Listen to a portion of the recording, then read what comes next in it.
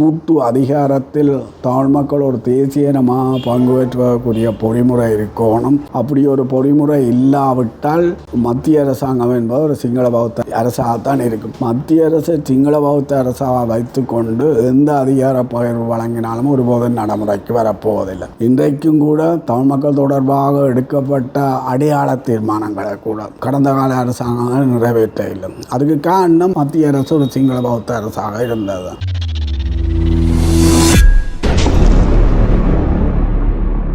தமிழ் மக்களுக்கான அரசியல் தீர்வு தொடர்பாக ஒரு ஒருங்கிணைந்த குரலை முன்வைக்க வேண்டும் என்பதற்காக தமிழ் தேசிய கட்சியுடனான ஒரு சந்திப்பு தமிழ் சட்டத்தரணி பேரவையின் முயற்சியின் பேரினால் கொழும்பில் மேற்கொள்ளப்பட்டது. அதுவும் கொழும்பில் மூடிய அறைக்குள் இது தொடர்பான கலந்துரையாடல் இடம்பெற்றது. இந்த கலந்துரையாடலின் இறுதியில் 4 தீர்மானங்கள் எடுக்கப்பட்டிருக்கின்றன. அதில் முதலாவது தீர்மானம் தமிழ் மக்களினுடைய இறைமை சுயநிர்ணயம் என்பவற்றின் அடிப்படையிலான ஒரு சமூக ஒப்பந்தம் சிங்கள தரப்புக்கும் தமிழ் தரப்புக்கும் இடையே கைச்சாத்திடப்பட வேண்டும் என குறிப்பிட்டு அதற்கான வரவை வருதல் என்பது முதலாவது தீர்மானமாக இருந்தது. 2வது சமஷ்டி அரசியல் யாப்பில் இருக்க வேண்டிய விடயங்கள் தொடர்பாக தொகுத்து வருதல் என்பது 2வது தீர்மானமாக இருந்தது.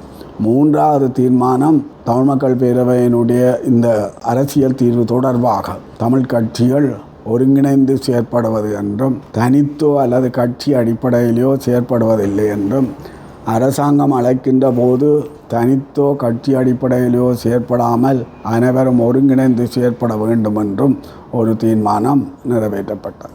4வது தீர்மானம் இது தொடர்பாக தமிழ் சட்டத்தரணிகள் பேரவையும் தமிழ் கட்சிகளும் இணைந்து கட்டங்கட்டமாக செயற்படுவது என்றும் தீர்மானிக்கப்பட்டது. இந்த செயற்பாட்டை முன்கொண்டு செல்வது தொடர்பாக 2 விதமான செயற்பாடுகளை முன்னெடுக்க வேண்டியது அவசியமாக இருக்கிறது. ஒன்று, இந்த மேற்கூறிய வரவுகளை வருதல் என்பது முக்கியமான விடயம். இந்த வரவுகளை வருவதில் பெரிய கஷ்டங்கள் இருக்க போவதில்லை என்று நான் நினைக்கிறேன். ஏனென்றால் ஏற்கனவே தமிழ் மக்களினால் முன்வைக்கப்பட்ட தீர்வு யோசனைகளில் இந்த விடயங்கள் அடங்கி இருக்கின்றன. குறிப்பாக தமிழ் மக்கள் பேரவை முன்வைக்கப்பட்ட தீர்வு யோசனையில் இந்த சமூக ஒப்பந்தம் சம்பந்தமான விஷயமும் சமஷ்டி பண்புகள் சம்பந்தமான விஷயமும் தெளிவாக கூறப்பட்டது. ஆனால் ஒரு சமஷ்டி என்ற வரைக்குள்ள கூட்டும் சுயாட்சியும் என்ற கொள்கையை அடிப்படையாக கொண்டதாக இருப்பதனால கூட்டில தமிழ் மக்களுக்கு என்ன பங்கு என்பதை தெளிவாக கூற வேண்டிய தேவை இருக்கிறது. ஆனால் அந்த விவரங்கள்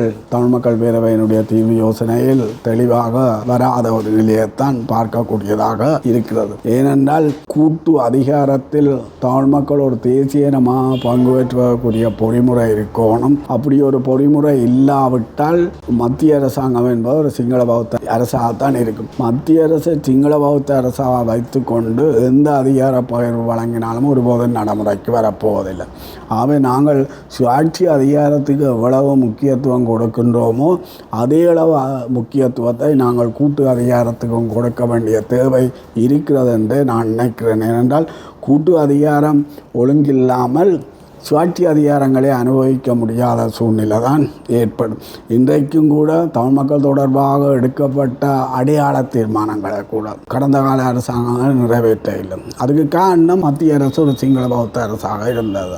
உதாரணமாக சோல்வரி அரசியல் யாப்பில் இருந்த 29வது பிரிவு, வடகிழக்கு பிரிப்பு, தமிழ் மொழி அமலாக்கத்தில் உள்ள நெருக்கடிகள், இதுகள் எல்லாம் அரசு ஒரு சிங்கள பௌத்த அரசாக இருந்ததனால் தான் வந்தது. ஆகவே மற்றது 13வது திருத்தத்தில் உள்ள விடயங்களை நடைமுறைப்படுத்தாமல் எல்லாவற்றுக்கும் காரணம் அரசு சிங்கள பௌத்த அரசாகத்தான் இருக்கின்ற நிலைமையாகும். அவை மத்திய அரசை சிங்கள பௌத்த அரசாக வச்சுக்கொண்டு எந்த அதிகார பகிர்வு வழங்கினாலும் அல்ல எந்த தமிழ் மக்களுடைய நலங்களை பேணுகின்ற எந்த ஏற்பாடுகளை கொண்டு வந்தாலும் அது ஒரு நாள் நடைமுறைக்கு வராது என்பதே எங்களுக்கு வரலாற்று அனுபவம். ஆகவே கூட்டு அதிகாரத்தில் கவனத்தை செலுத்த வேண்டியது அவசியம் என்று நான் நினைக்கிறேன். இதை விட தமிழ் மக்கள் பேரவையினுடைய தீர்வு யோசனையை விட வடமாகாண சபை உருவாக்கின தீர்வு யோசனை யோசனையிலையும் சமஷ்டிக்குரிய பண்புகள் வலுவாக கூறப்பட்டிருக்கிறது. அவை இந்த ரெண்டையும் அடிப்படையாக கொண்டு இந்த வரவுகளை வரவது கடினமாக இருக்கும் என்று நான் நினைக்கவில்லை.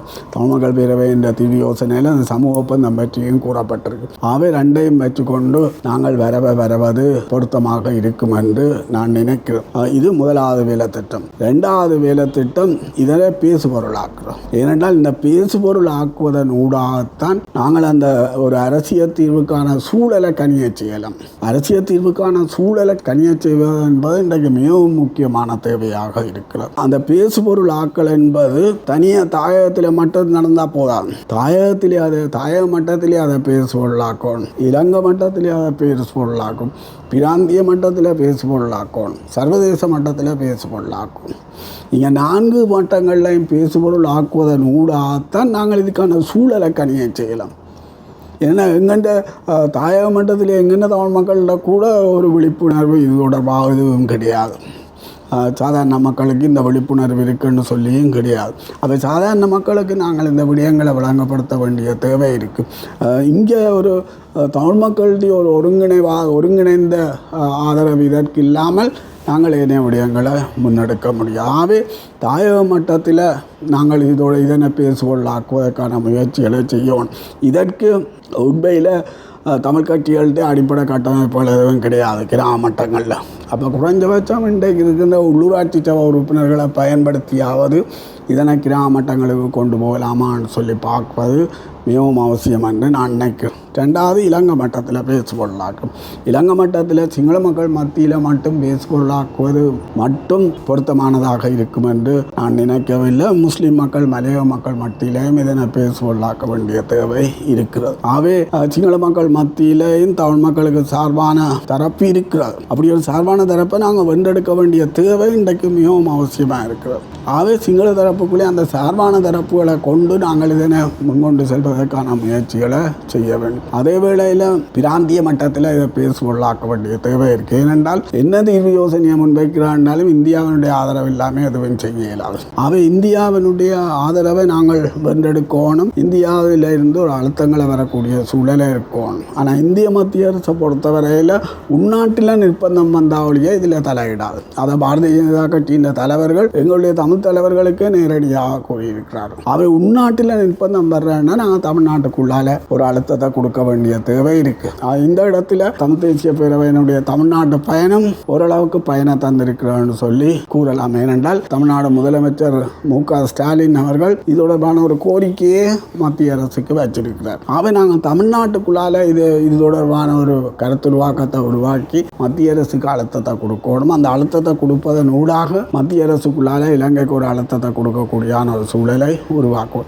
மற்றது சர்வதேச மட்டத்தில் இதை பேசுபொருளாக்கும். சர்வதேச மட்டத்தில் பேசுபொருளாக்கலாம் புலம்பெயர் மக்கள் தரப்பினுடைய பங்களிப்பு இதில் முக்கியமானதாக இருக்க வேண்டும் என நான் கருதுகிறேன். ஆனால் துரதிர்ஷ்டவசமாக இன்றைக்கு புலம்பெயர் தரப்பில் இருக்கிற ஒரு பிரிவினர் வெளியே சுயநிர்ணயத்திலான அக்கறை கொண்டவர்களாக இருக்கிறார்.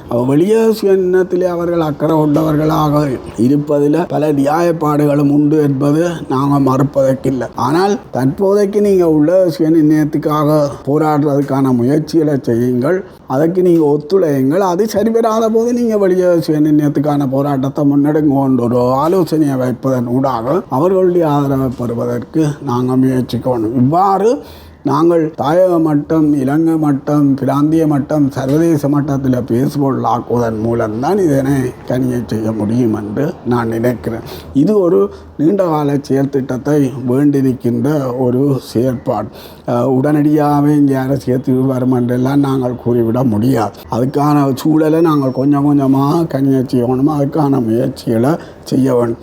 அவை இதில் தனியாக அரசியல் கட்சிகளும் தமிழ் சட்டத்தரணிகள் பேரவையும் இணைஞ்சும் இதனை செய்ய முடியாது. முழு தேசமாக மக்களை திரட்டுவதற்கான ஒரு முயற்சிகளை செய்யணும். ஆகவே நாங்கள் எல்லாரையும் திரட்டக்கூடிய இதனை ஒரு சர்வதேச மட்டத்துக்கு கொண்டு செல்லக்கூடிய ஒரு தேசிய அரசியல் பேரியக்கத்தை உருவாக்கி அதனூடாக செயற்படுவதன் மூலம் இந்த விடயத்தில் முன்னேறி செல்லலாம் என்று நான் நினைக்கிறேன்.